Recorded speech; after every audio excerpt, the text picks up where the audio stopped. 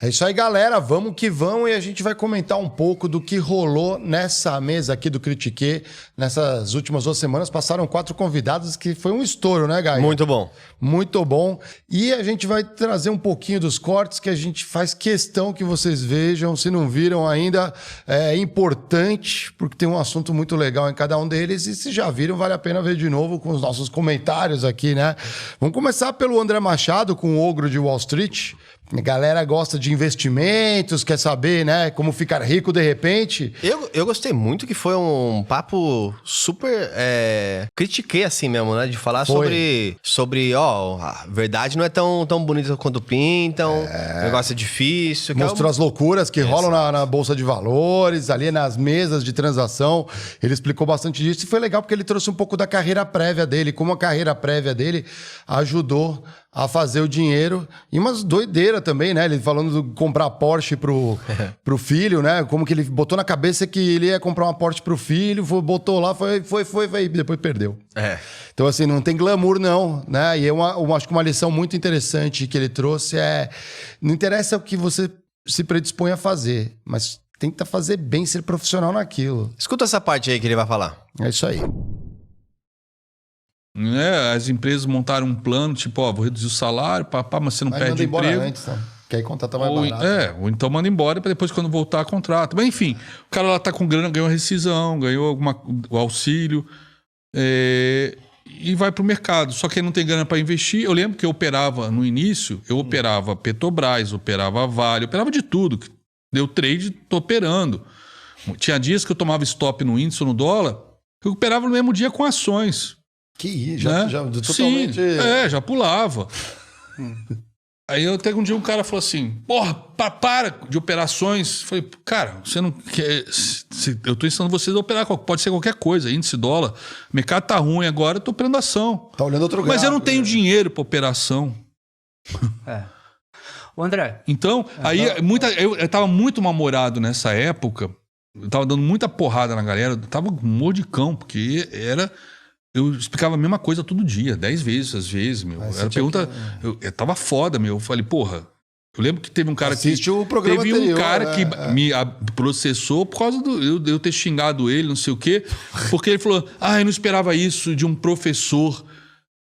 Eu não esperava essa linguajar, esse temperamento de um professor numa sala de aula. Do Ogro. Aí eu falei, putz, cara, parece que eu nunca viu meus vídeos, não conhece meu canal, né? Vai dizer que não sabia como é que eu era, vai tomar no cu, né?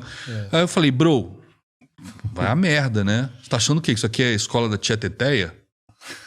Vai fazer carinho. Aqui eu não tô aprendendo, eu não tô ensinando você a 1 mais 1 igual a 2 do mercado financeiro. Aqui a gente tô ensinando você a operar futuros, cara. Futuros, meu, minha função aqui é ensinar você a sobreviver nessa porra, meu. Então aqui é como se fosse o treinamento do CEO, cara. Sacou? Sabe aquele treinamento do CEO? O cara vai lá na água, bebe água, enfia a mangueira na boca, né? Pô, dorme, passa a noite no mar lá gelado com um tubarão em volta. É isso, cara. É isso. É isso que eu tô ensinando. Então aqui, bro, se eu mandar pular, você pula. Se eu mandar deitar, você deita. Se eu mandar rolar, você rola, meu. Para de falar, de me encher o saco, meu.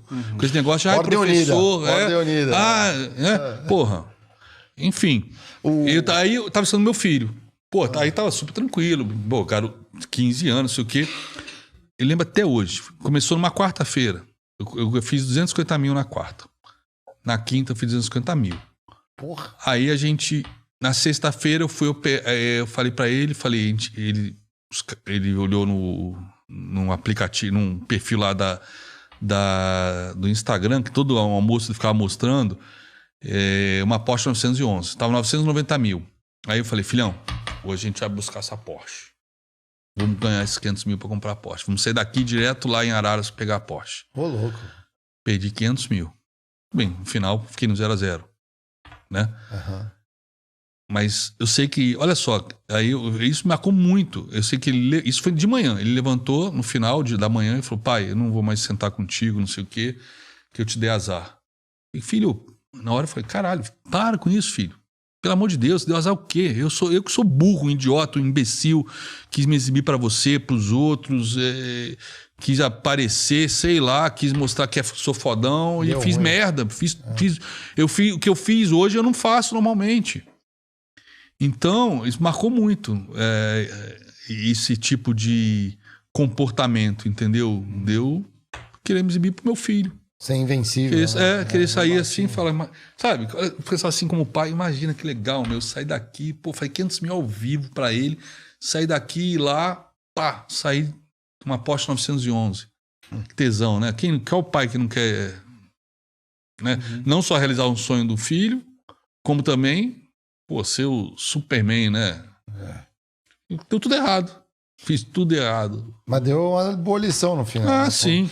Mas nunca mais eu quis saber de mercado financeiro. Hoje quem tá querendo é o meu caçulinha. Já tá no Tá me enchendo o saco. Pai, já posso comprar a Bova 11? Porra, sim. Que eu expliquei pra ele pra não operar futuros, pra ficar no Bova 11, não sei o quê.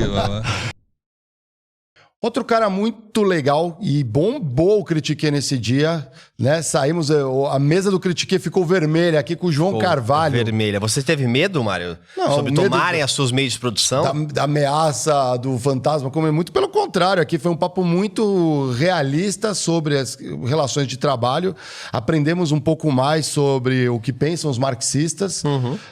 O João, muito didático. E gente boa também, né? Gente boa demais aqui, ficamos conversando sobre tudo aqui, câmeras fechadas. E ele falou algumas coisas muito importantes. Ele falou sobre como combater o fascismo, que a gente fica, né? Virou meio uma palavra que o pessoal acha que agora é desculpa para tudo, mas tudo não, é uma ameaça real. Ele falou também sobre os perigos do capitalismo, que eu não sei vocês, mas eu nasci nesse ambiente capitalista, só sei ser assim, capitalista, como que é uma outra ótica. Ele trouxe isso, foi muito importante para a gente perceber o que está acontecendo em nossa volta, né? Quais são as relações do que a gente sente como trabalhador mesmo. E falamos um pouquinho também, o Diego aí vacilou, não fez a lição de casa, o Diegão, e entramos um pouquinho na Coreia do Norte, o que rola lá, porque a gente tem a visão muito ocidental e entender um pouco o que acontece de fato no país é importante para a gente não ficar preso nas mídias ou só na informação que chega pra gente. Você não vê o jornal não tem a CNN da Coreia do Norte, não chega esse tipo de coisa pra gente. Foi interessante também investigar um pouco mais nesse ambiente. Não, e acho que é interessante, pessoal, eles têm pedido bastante nomes de esquerda, né, dos comunistas e tal. Verdade. E para muitos, uma contradição, porque aqui é o Critique, é o lugar do capitalismo. Sim. Não, aqui é o lugar do trabalho. E trabalho tem capitalismo, mas também tem a parte humana. Então, assim, o que a gente tenta como balanço no Critique é colocar os pingos nos is, vamos dizer assim, de falar de um lado, falar do outro e conversar. Que é acho que falta tanto diálogo no mundo, né? Diálogo ao princípio aqui.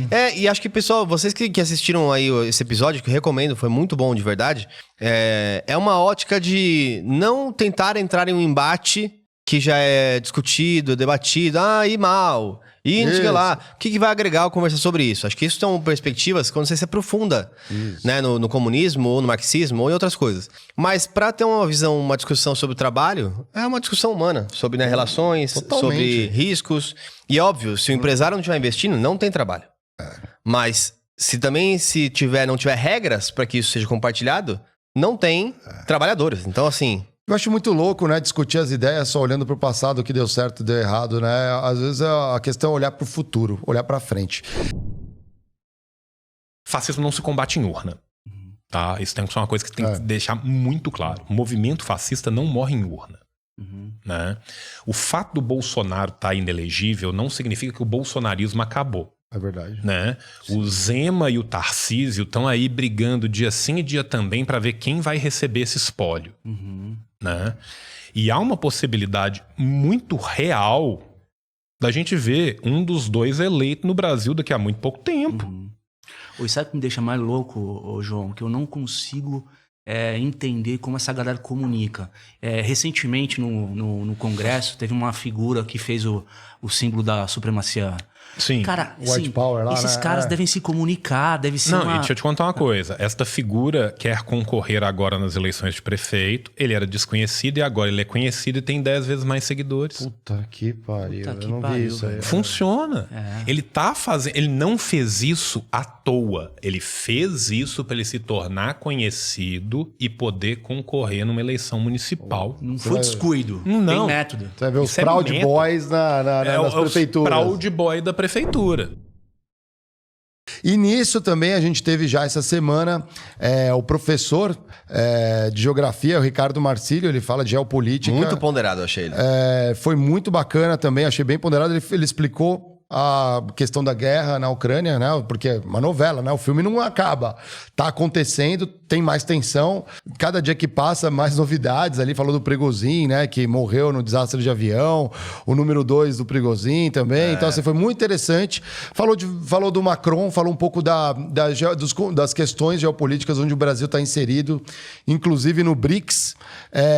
E também deu uma pincelada ali nos golpes militares que estão rolando na África, vários países ali trocando de poder dentro de cada país.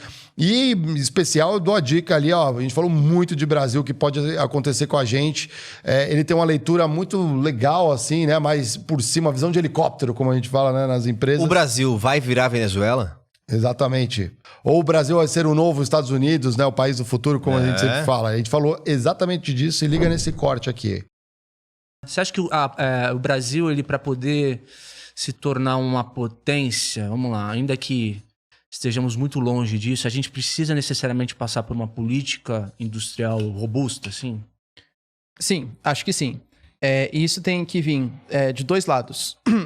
Primeiro, o Estado ele tem que acabar com esses gargalos econômicos que o Brasil tem, que é a questão de infraestrutura. A gente é péssimo na comunicação, péssimo no transporte.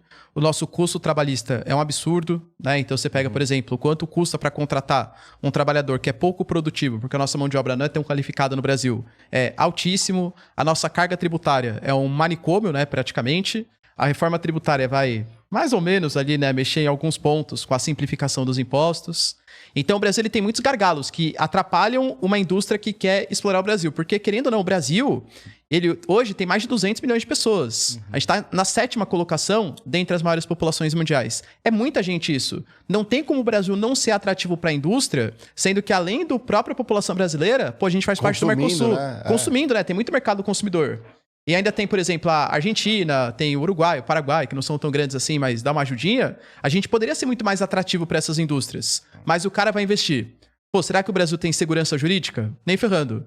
De repente interpreta a lei de um jeito, de repente muda a lei, agora interpreta de outro. Aí você paga imposto de um jeito, aí muda, vai ter que pagar todo o imposto retroativo porque alguém decidiu, o juiz decidiu. Não tem nenhuma segurança jurídica no Brasil.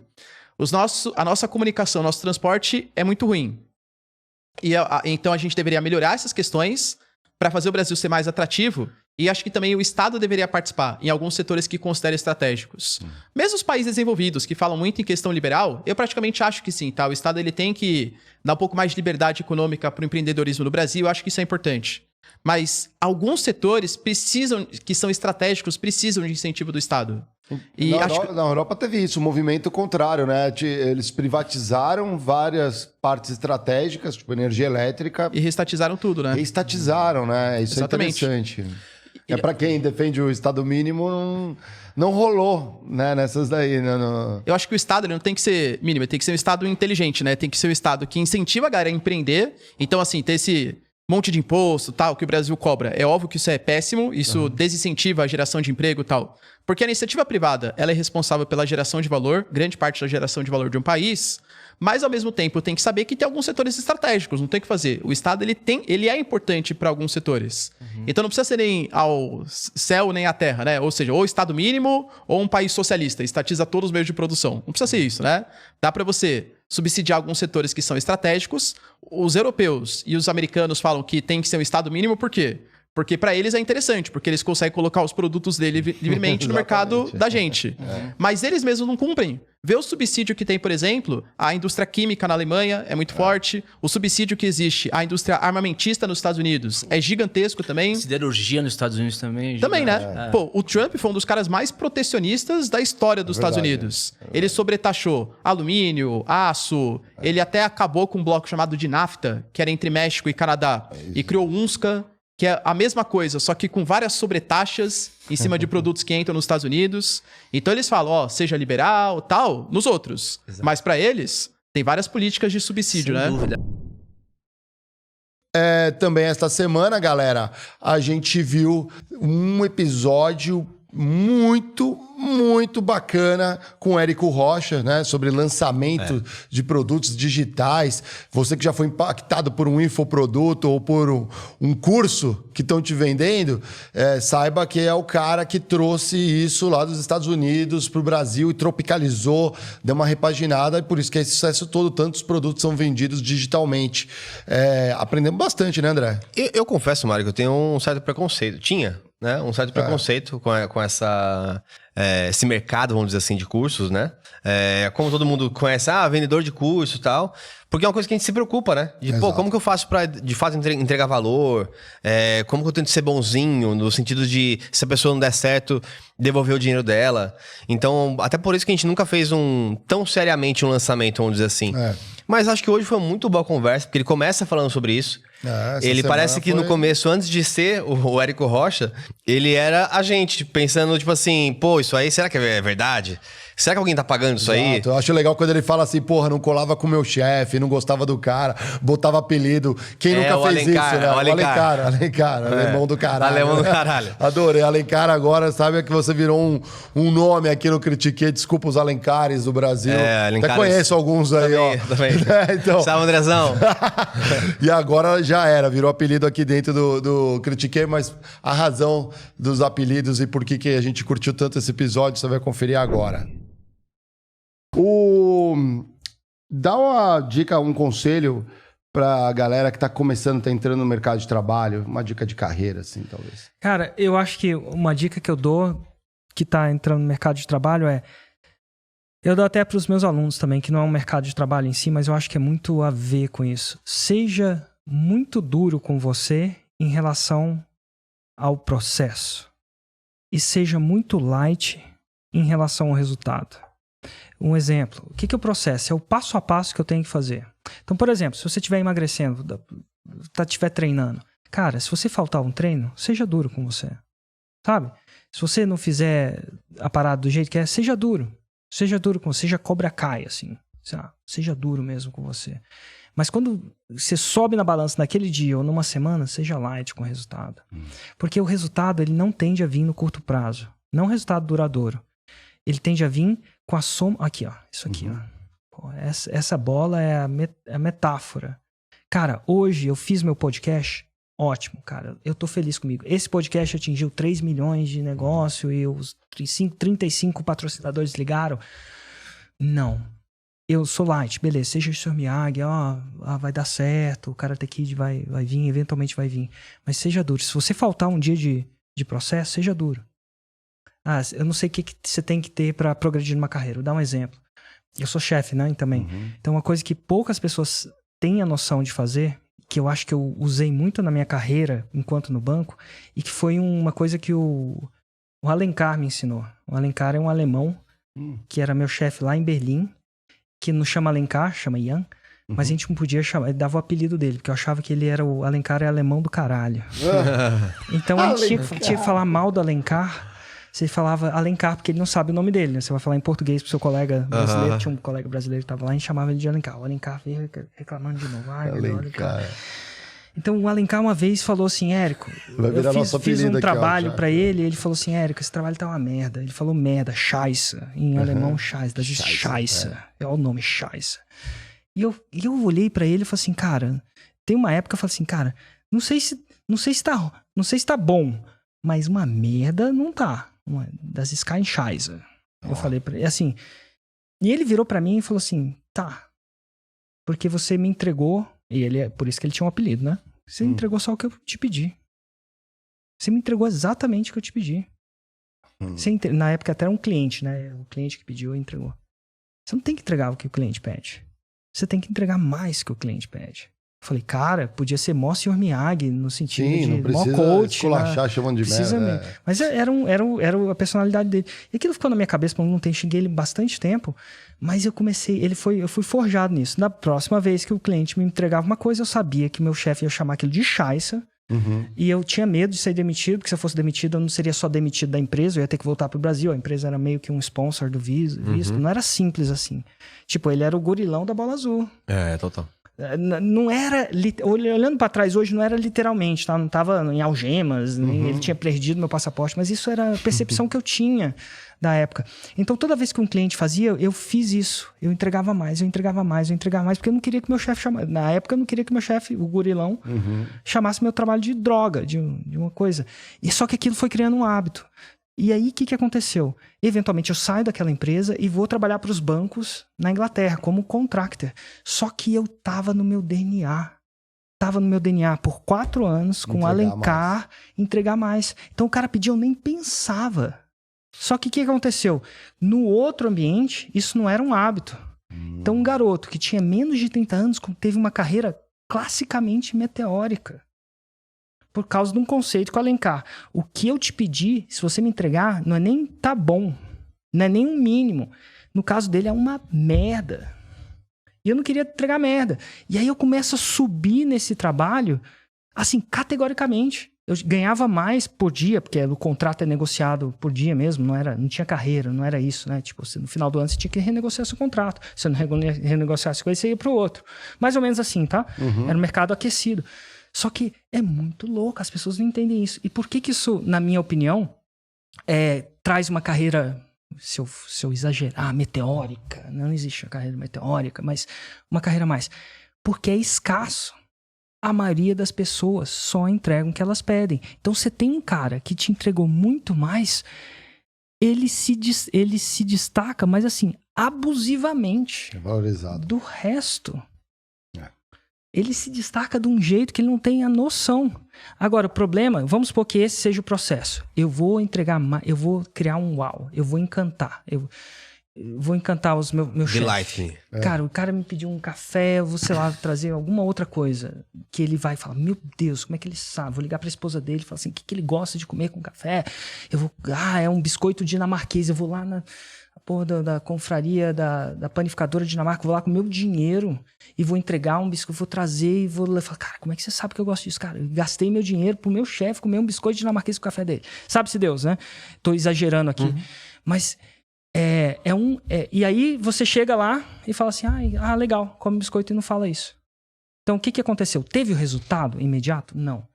Então, você tem que ser light com o resultado, porque o resultado vai vir quando você colocar isso aqui, ó, de over-delivery. Aí é meteórico. É meteórico. Então, você seja duro com o seu processo. Se o processo é gerar um over-delivery, né? Entregar mais que é pedido. Fazer um caderninho. E quantos eu gerei essa semana? E tá light como se o seu chefe não te viu aquilo. Não viu aquilo, nesse resultado. Porque estatisticamente, quando isso aqui ficar desse tamanho, a coisa vem. Bom, pessoal, isso aí vocês já sabem, né? Esse é um novo conteúdo que temos aqui no nosso canal, que é pra dar esse resumão pra você entender alguns cortes, ver as pessoas que passaram por aqui. Mastigadinho. Então já deixa o seu like, é importante, a gente não falou no comecinho, então agora aquele momentinho que aparece